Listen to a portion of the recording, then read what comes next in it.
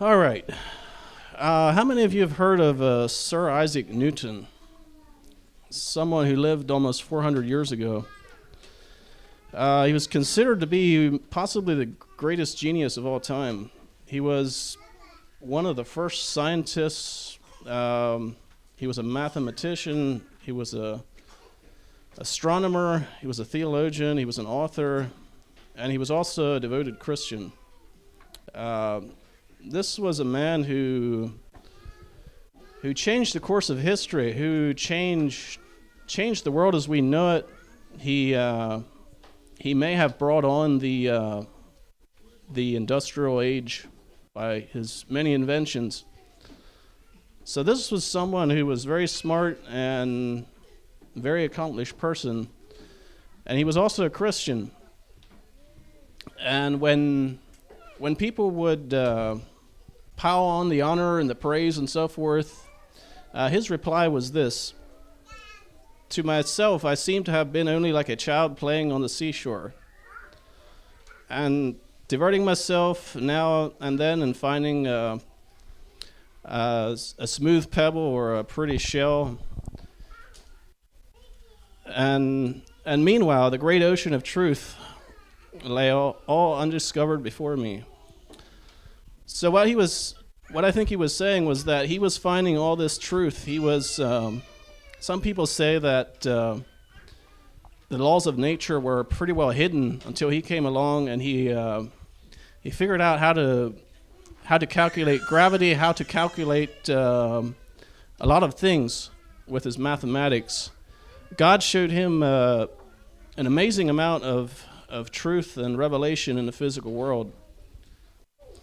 But he said that what he found were simply pebbles against the whole ocean of truth. So that's kind of where I find myself right now. I feel like I have a whole bunch of nice pebbles, but the God of truth is so vast, so big. You definitely can't pack it into a 30-minute message. And meanwhile, the waves just keep on coming in, wave after wave of God's revelation and his goodness. We serve an amazing God. So I want to share some of I guess you could say, the pebbles that I found recently of truth.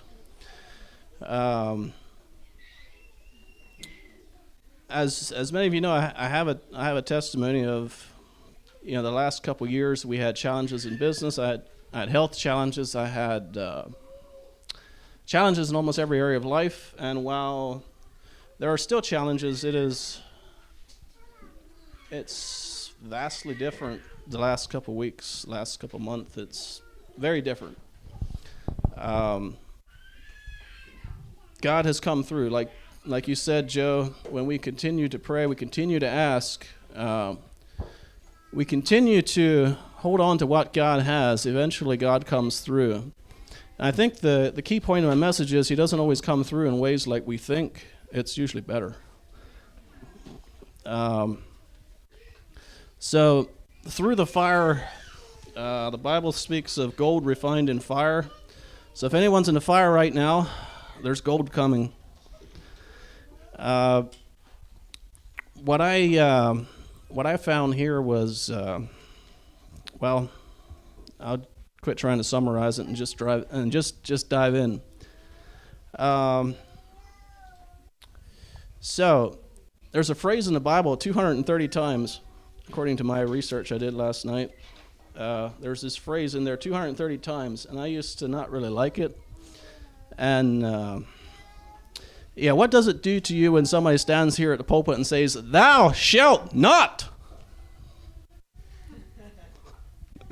Does that feel good? Huh? Maybe, yeah. It usually didn't to me. But who said it? And God is love. So I began to realize that God is love, and if he says something, is God selfish? No. Is he insecure? So if he says, "Thou shalt not," if we probably all grew up hearing people say, "You shouldn't do this, you shouldn't do that," and I think a lot of times it was spoken in love, but us humans are not perfect. Sometimes we get our own insecurities in there. Sometimes we get our own trash fears, hung up in that. But God is different. When God says, "Thou shalt not," you might want to listen, because He's not saying that to make Himself look good. He's not saying it to because He doesn't like it or He's insecure. God is saying that because He cares about each and every one of us, and He's saying it for our benefit. So usually his commandments, usually doesn't come in here. His commandments are not something flippant that He says on a whim. They're words to His children, to us, for our benefit. And actually, they're words of life. Sometimes we may think they're words of death, but every thought that we have in our mind that does not worship God is a lie. So when we read things in the Bible that don't really feel good, or they don't really go down too well, we may want to examine our thoughts. And where I'm going next with that is, the Bible says many, many times, "Fear not." It says, I'm not sure how often, I've read it several times, it says it 365 times. According to the research I did, that may or may not be true. But it says it often enough anyway. If it says it once, God means it. But the Bible says, "Fear not, do not be anxious." And are these suggestions? Are they, if it feels good, if it feels right, do it? I began to realize these are commandments from God, and God was very serious when He put them in the Bible. And I would have usually said, well, I can't help it. I mean, life is overwhelming. It's just crazy. I'm in over my head. I have every right to fear and be anxious. Well, that's not entirely true. If God gives a command, He also provides a way to carry it out. If I tell one of my children to do something, I usually believe that they're able to carry it out. I don't tell my 5-year-old to go drive the car, because he possibly could, but it probably wouldn't end well. And God is a perfect Father, so if He tells us to do something, He has provision in place already to carry that out. So what happens if we fear, if we're anxious? Anybody? What happens if we become filled with fear and anxiety and all those things? You have a heart attack? What was that over there? We give up authority. We quit trusting. We become very weak. It hinders our faith in what we're able to do. Yes. We quit obeying God. Well, I guess we've already quit obeying God if we're full of fear and anxiety. And I don't want anybody to have fear and anxiety about what I just said. I want to say that God is a good Father, and when He gives a commandment, He also has provided a way for us to line up with that. And He's not looking for, how would you say? Sometimes we can view God as somebody with a whip or something like that who, you do what I say or it'll be bad. God is not like that.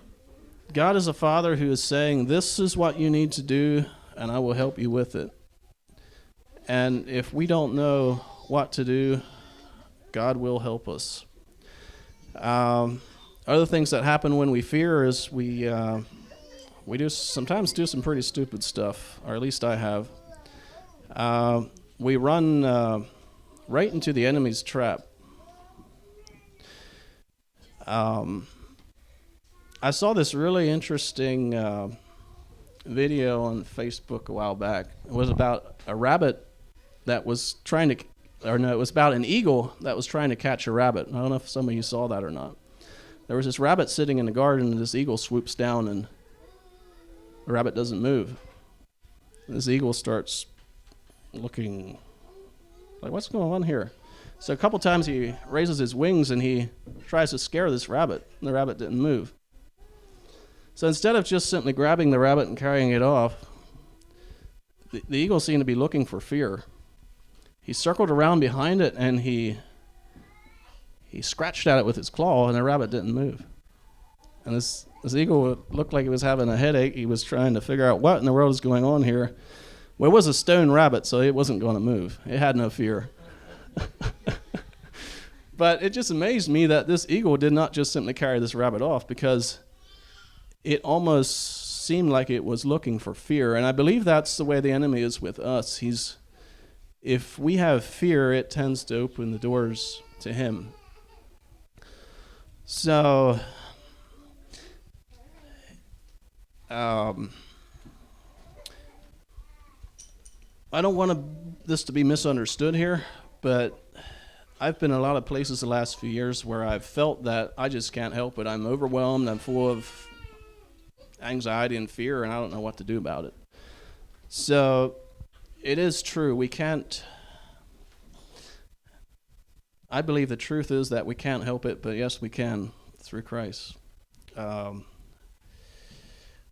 When something traumatic happens or something unusual happens in a family where there's small children, let's say I'm somewhere with my children and something unexpected and happens that looks rather big, what I've noticed is that usually what will happen is that the children will look at us parents and watch what's going on in our face. They will look at the father's face, and if the father seems upset, why, guess what happens? But if the father's calm and all that, they'll try to figure out, well,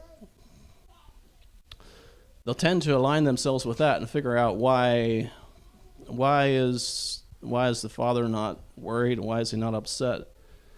I believe that's how our life as Christians should be lived. When something happens that we're not expecting, I believe we need to look into the face of our Father and listen to what he has to say about where we're at. I believe that, a lot of life is about relationship and about looking into the face of our Father and asking him what he is doing in our current situation, what he is seeing, what he is doing. But if we focus on the danger, on the problem, on the situation, rather than on the face of our Father and what he is saying, we will forget him and his promises, and for lack of a better way of saying it, start worshiping the problem instead.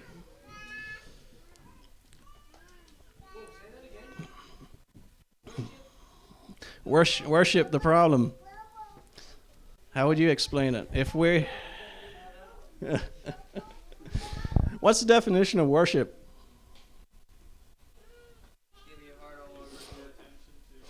Give our attention to it, exalt it, give it power, hold it up, say you're big, you're mighty, you're great. I give my life to you. No, we don't want to go there.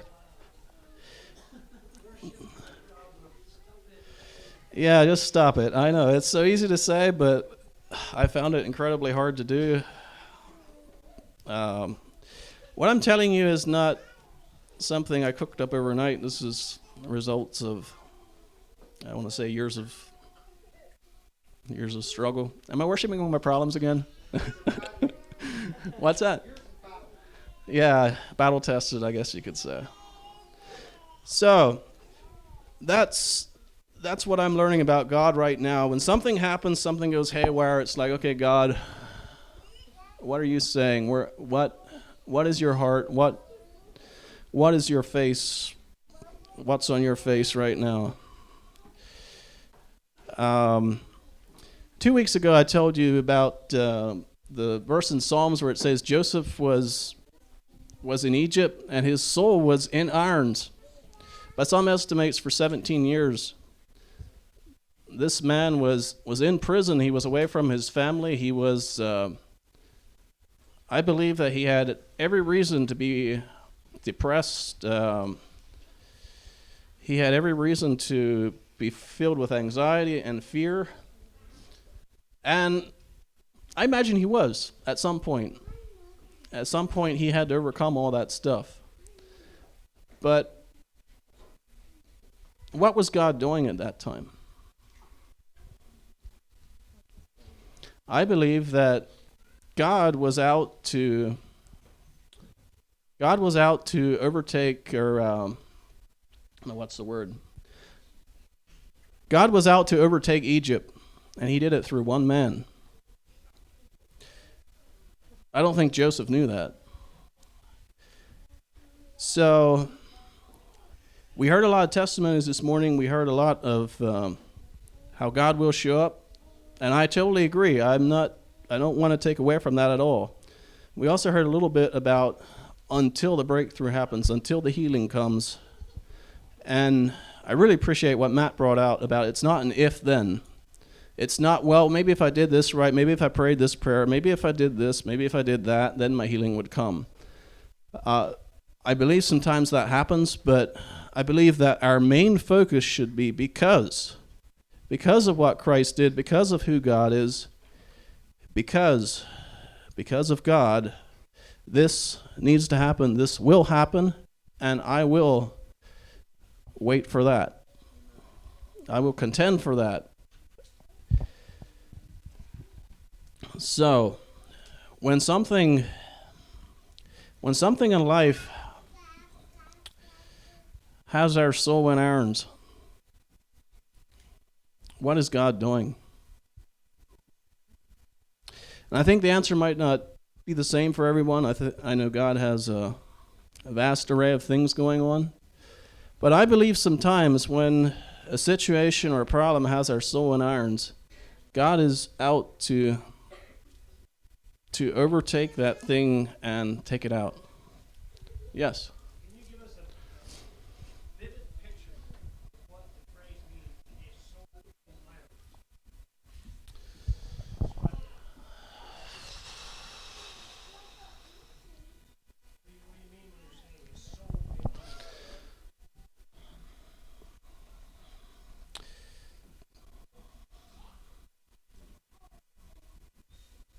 I have a vivid picture. I'm not sure how to explain it.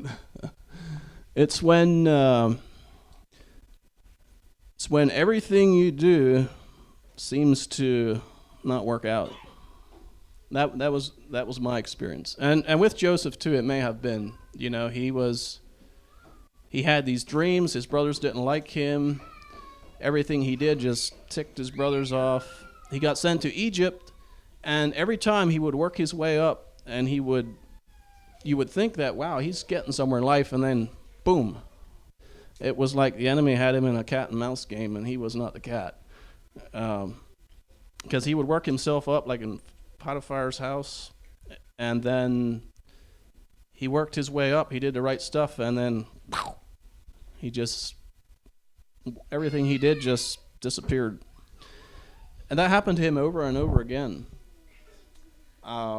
So I'm not exactly sure how to answer that question. I just know for me it was where everything I did seemed to end up not working. That had usually worked. You know, I have a testimony from years ago of being healed from Lyme's disease. I have several testimonies of praying for people where they got radically healed. So half a year ago, I was in bed with Lyme's, unable to accomplish anything in life.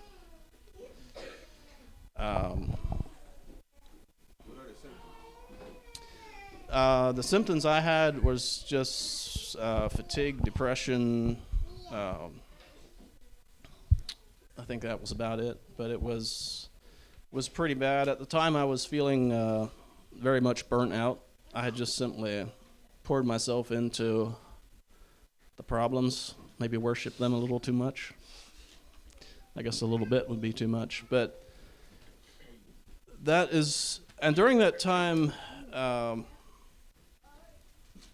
person I consider to be a spiritual mentor gave me that verse about Joseph's soul being in irons. So what that means to me is that it was a time of severe testing and trial where things that had worked in the previous season no longer worked. And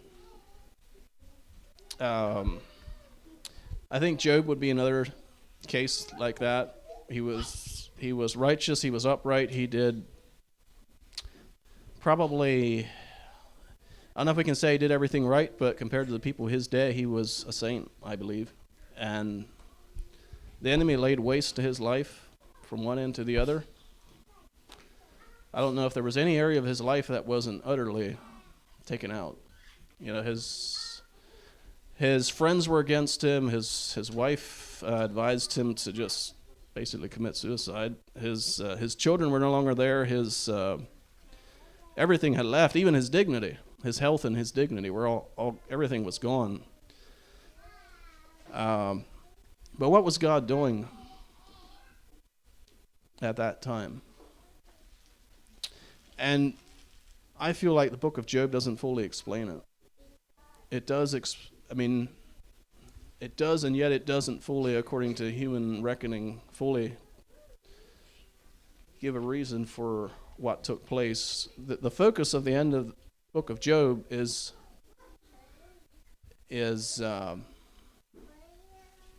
basically worshiping God.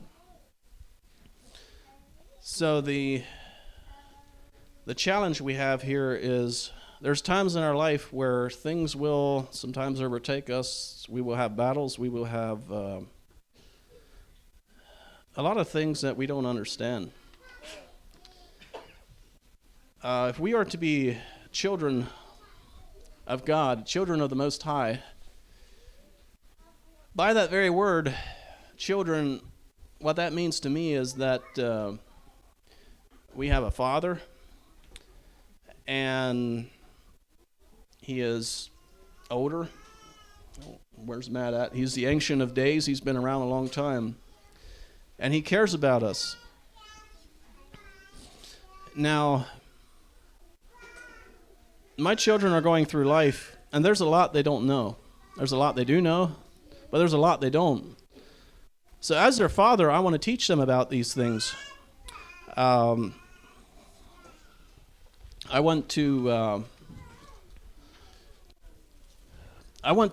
to be prepared for life. I want them to experience life to the fullest. So I will continuously get them to do things that they don't know how. I will continuously lead them into places where they've never gone. One of the joys of my life, I guess, as sort of a teacher, is to have them experience things they never experienced before, to teach them things they've never heard of before, to take them places they've never gone before. I want them to experience life. So, coming back to us as Christians, do we want to go places where we've never gone before? Do we want to experience things we've never experienced before? Do we want God to take us places? Do we want to continuously learn and to grow and to prosper in what God has for us? If we want to do that, that means that God needs to lead us. That means that we need to trust God to go to the places where we have no idea what's going on, where we're going.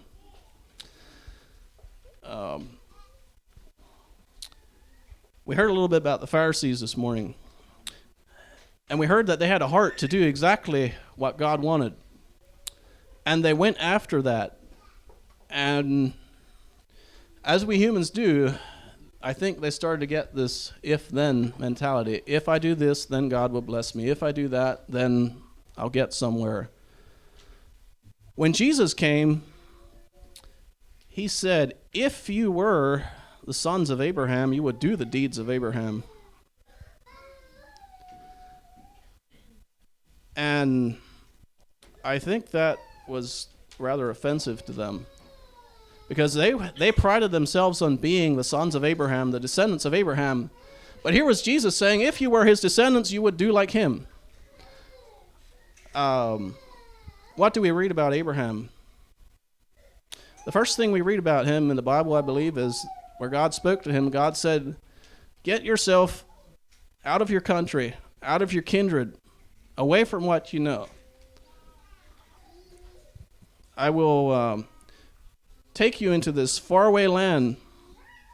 I will take you way outside of your comfort zone, and I will make a nation out of you. That could not have happened inside his comfort zone.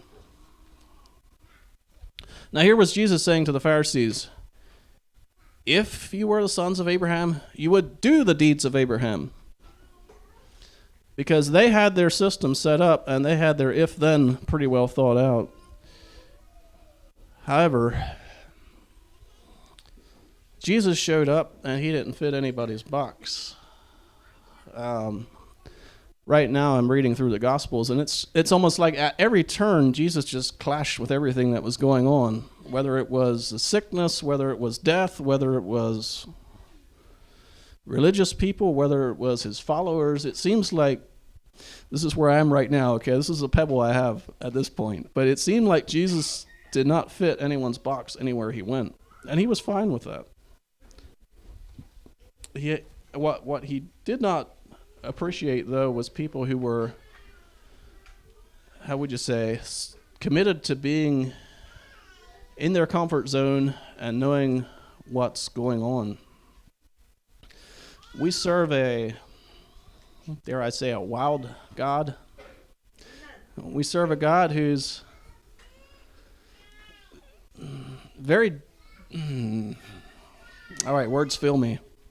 But we serve a God who has no problem taking us outside our comfort zone, way outside our comfort zone. And I believe as long as we remain steadfastly gazing into his face and talking to him, we will have no problem doing that.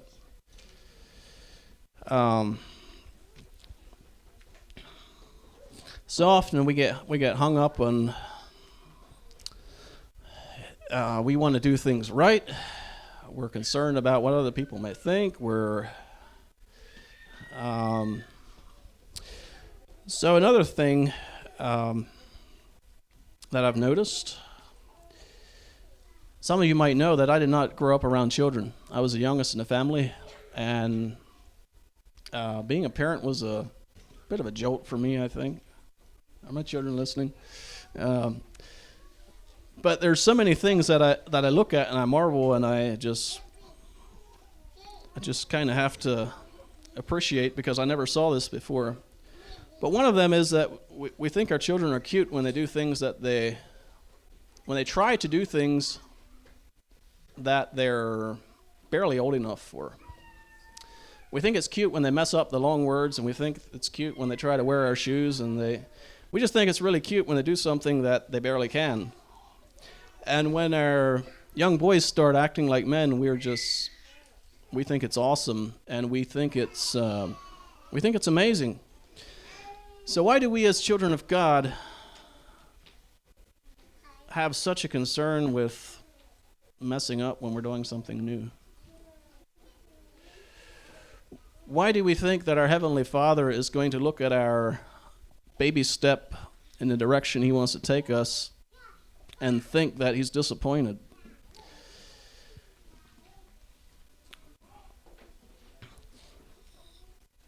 I believe that we're supposed to be as a child, and we're supposed to head in that direction with joy. If we mess up, well, it can, we can laugh about it.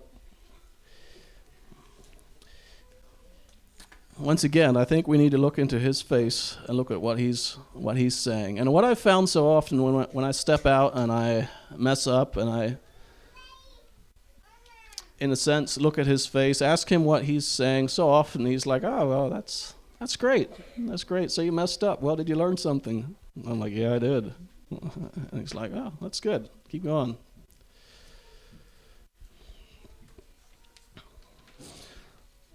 So once again, if we could just look into the face of our Father when we're getting stretched, when we're getting overwhelmed, if we could just look into the face of our Father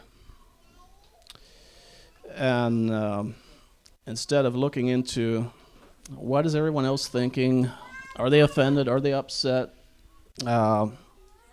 maybe I should say we should quit worshiping other people and worship God instead. Yeah, can we just get rid of pride? And that takes me into what I thought was the main part of my message, but it's going to wait until another time. I'll just leave you with this. When we quit trusting God, Abraham went into a far country, away from his family. I wonder how he felt after, 20, 30 years of living out in the desert, away from his family, away from his kindred. And this was, I'm sure they didn't have Facebook. So he would not have heard from his family for a long, long time. When he finally had a son, he sent a whole camel caravan back to get a wife for his son. So he would have, we don't know, but I'm guessing he would have very little contact with his family over that time. And him and Sarah were getting old, really old. Can you imagine how hard it would have been to sit there and wait on God? We're too old to have children. We're in the midst of all these strangers in a strange land. We have no family. We have no children.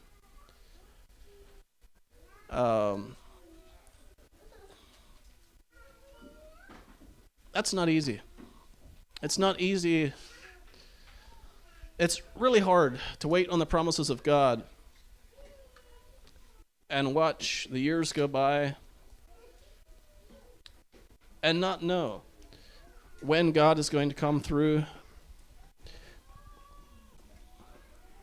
We believe he will, but when?